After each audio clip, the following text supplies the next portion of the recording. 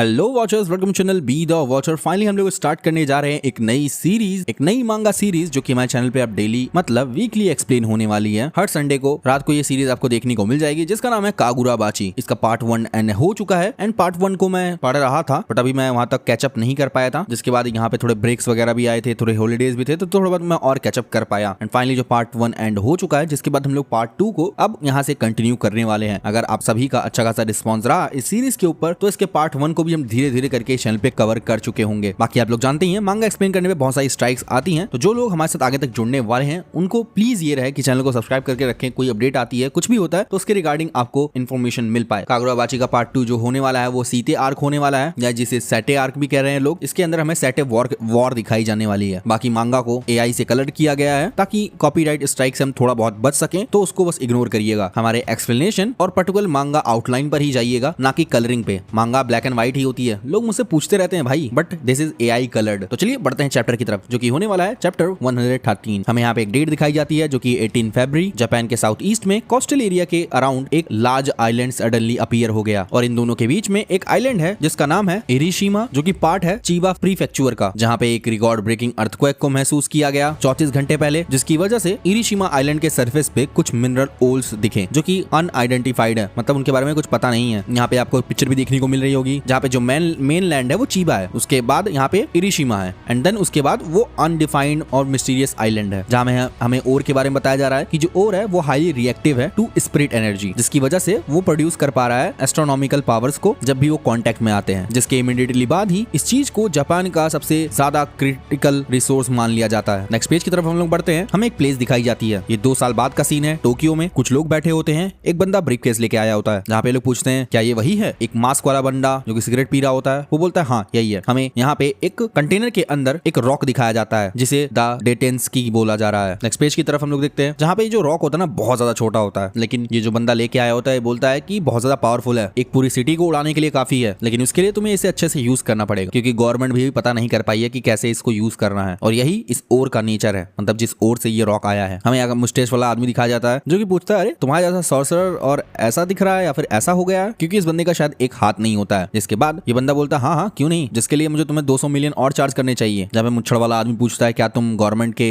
Operations के साथ तो नहीं मिले हुए हो? ये बंदा बोलता है नहीं। आगे बात चलती है, ये मुच्छड़ वाला आदमी बोलता है कि फिर कौन हो सकता है? और इरिशिमा जो है एक अनइनहेबिटेड आइलैंड है, लेकिन अपना ये मास्क वाला आदमी बोलता है नहीं तुम गलत बोल रहे हो, वहाँ पे लोग हैं, गवर्नमेंट को वहां से ओर्स लाने में दिक्कत हो रही है, जहाँ पे सपोज किया गया था कि वहाँ पे कोई नहीं होगा, लेकिन पता नहीं उसके बाद भी क्यों ओर्स को लाने में दिक्कत हो रही है। वो पहले ह्यूमन जैसे लग रहे थे, लेकिन वो लोग नॉर्मल सॉर्सरर्स की तरह नहीं है, वो लोग एसेशियंस हैं जिसको शोकोकू ने भेजा है। मुच्छड़ वाला आदमी बोलता है शोकोकू कहीं तुम उसकी बात तो नहीं कर रहे हो? वो जो आइलैंड जो अचानक से अपीयर हो गया था इरिशिमा के बगल में, वहां से कैसे लोग आ सकता है? गवर्नमेंट ने बोला था तो वहां पे तो कुछ नहीं है सिवाय घास फूस के। जिसके बाद ये मास्क वाला इंसान बोलता है अरे वो तो बहुत पहले की बात थी, उसके बाद गवर्नमेंट ने कोई एक्चुअल इन्फॉर्मेशन रिलीज नहीं की है, इसीलिए गवर्नमेंट को भी नहीं पता है उसके बारे में कुछ। हमें यहाँ पे शिप दिखाई जाती है जो कि उस आइलैंड के अराउंड होती है, जहाँ पे शिप पे बैठे लोग बोलते हैं कि इतना ही दूर हम लोग या फिर इतना ही पास जा सकते हैं इस चीज के। सामने वाला बंदा पूछता है क्या कुछ गलत है? लेकिन जो शायद ड्राइवर होता है या पायलट होता है बोलता है नहीं, जो बोट है इसके आगे जा ही नहीं पा रही है, इससे आगे क्लोज हो ही नहीं पा रही है, जो कि फिजिकली इम्पॉसिबल है। मतलब ये बोट पानी में ही रुक गई होती है बजाय आइलैंड के पास जाने के। जिसके बाद हम लोग इस कन्वर्सेशन वापस आते हैं, जहाँ पे मास्क वाला इंसान बताता है कि जो आइलैंड है वो सराउंडेड है एक पावरफुल फोर्स फील्ड से, तो सर्टेन डिस्टेंस के बाद कोई आगे नहीं बढ़ पाता है, और तो और ये सिर्फ 2 साल पहले ही अपीयर हुआ है, तो कोई जानता भी नहीं है कि उसके आगे क्या है। हाँ, किसी तरह कुछ मरीन्स को या फिर कुछ मरीन्स को वहाँ भेजा गया था इन्वेस्टिगेट करने के लिए, जिन्होंने बताया था कि उन्हें कुछ ह्यूमन टाइप के लोग देखने को मिले, लेकिन वो लोग एसेशियंस थे। जहाँ पे मुच्छड़ और उसके बगल में जो मोटा सा आदमी बैठा होता है, दोनों ही सोच रहे होते हैं कि मतलब आइलैंड पे जहाँ पे ह्यूमन भी नहीं है, उसके सरफेस पे बीच ओशन के बीच क्या हो रहा है? जहाँ पे मुच्छड़ वाला आदमी बोलता है तो फिर तुम उसको कंट्री क्यों बोल रहे हो और तुम उसको नेम क्यों दे रहे हो, उसका नेम शोकोकू क्यों बता रहे हो? जहाँ पे ये मास्क वाला आदमी बताता है कि जो फोर्स फील्ड है वो बहुत लार्ज है और इनफ है कि वो कपल ऑफ सिटीज को कवर कर सके, और इतना ज्यादा स्ट्रॉन्ग थी कि 2 साल तक तो कोई ब्रीच भी नहीं कर पाया, जो कि मे बी ह्यूमनली इम्पॉसिबल है, और यही मेरी थ्योरी कहती है। लेकिन शायद वहां पे कोई ऐसी पावर है जो कि हमारे भी बियॉन्ड है, शायद उसका रिलेशन ये जो एस्ट्रोनॉमिकल एनर्जी है ना इस ओर की, उससे हो सकता है। शायद उनके पास भी डेटेंस्की हो, और शायद एक एडवांस सिविलाइजेशन हो जो कि इस चीज को या फिर ये जो हमारे हाथ में रॉक छोटा सा है ना, वो लोग उसको कंप्लीटली यूज करना जानते हो, और ये मेरी थ्योरी है। जहाँ पे बगल में बैठा हुआ मोटा आदमी तो एकदम सोच में पड़ जाता है। मुच्छड़ वाला आदमी बोलता है कि तुम बोल रहे हो कि वहाँ पे लोग रहते हैं। मास्क वाला आदमी बोलता है हाँ हो सकता है। जिस पर मुच्छड़ वाला आदमी फिर से बोलता है लेकिन अगर ये सच है तो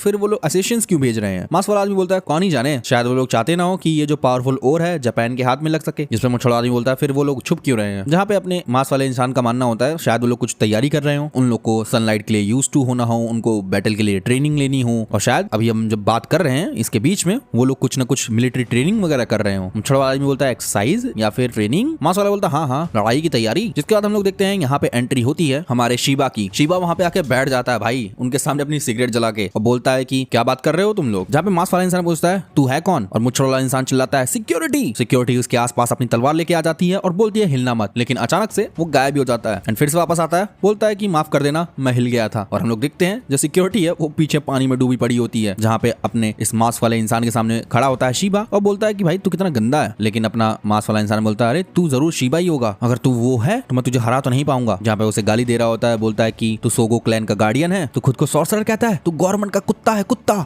नेक्स्ट पेज के ऊपर यहाँ पे एंट्री होती है मशीरो की, जो कि शिवा बोलता है अरे तुम लेट हो। मशीरो सोचता है तुम जल्दी आ गए, और शिवा जी आप क्या कर रहे हैं ये। यहाँ पे शिवा बोलता है कुछ नहीं, बस ऐसी गर्दन पकड़ के मैं इसको जलाने वाला हूँ। जिस पे अपना मशीरो बोलता है तुम उसको ज्यादा किक मत करो, ज्यादा मत जलाना, हम इसे मरता हुआ थोड़ी चाहते हैं, हमें सवालों के जवाब चाहिए। जिस पे अपना शिवा बोलता है नहीं ये जो बंदा है ना ये सही ट्रैक पर है और ये ना एक वॉर को एंटिसिपेट कर रहा है शोकुकू से। जिस पे अपना शिवा अंदर ही अंदर एकदम शॉक होता है अरे ये तो बहुत ज्यादा तेज है। जिस पे अपना शिवा कुछ बातें बता रहा होता है कि लगभग यहाँ पे 2 साल हो चुके हैं शोकुकू को अपीयर हुए, और जो और है इरिशिमा में उसके लिए बहुत सारी चीजें गड़बड़ हुई है, वहाँ पर गड़बड़ी देखी गई है, जहाँ पे वहाँ पे मर्डर करने वाले या फिर गड़बड़ करने वाले लोग एक अजीब सी टैक्टिक्स अपनाते हैं रेदर देन बैटल करने के, और वो लोग सेटिस्फाइड महसूस करते हैं हम लोगों को उस माइनिंग ओर से दूर रखने के लिए। किस चीज के लिए? वॉर। हमारा जॉब है वर्स्ट केस सिनेरियो को भी बचा के रखना। देखा जाए ये जो आइलैंड है और ये जो ओर है या फिर ये जो स्टोन है जिसका नाम डेटेंस्की है, ये ऑलमोस्ट सेम ही टाइम पे अपीयर हुए थे या फिर एक के बाद दूसरा, जिसके वजह इन दोनों के बीच में अच्छा कनेक्शन हो सकता है। तो इसीलिए सबसे पहले तो हमें इस ओर के बारे में समझना पड़ेगा। जिसके बाद शिवा को यहाँ पे कॉल आती है, शिवा कॉल उठाता है, बोलता है हाँ शिवा बोल रहा हूँ। जहाँ पे उससे कोई मिशन का स्टेटस पूछ रहा होता है, शिवा बोलता है कंप्लीट हो गया, बाकी चीजों का क्या है। जहाँ पे सामने से बात आती है कि नहीं हमारे यहाँ पे सही नहीं गई चीजें, शिवा बोलता है क्या।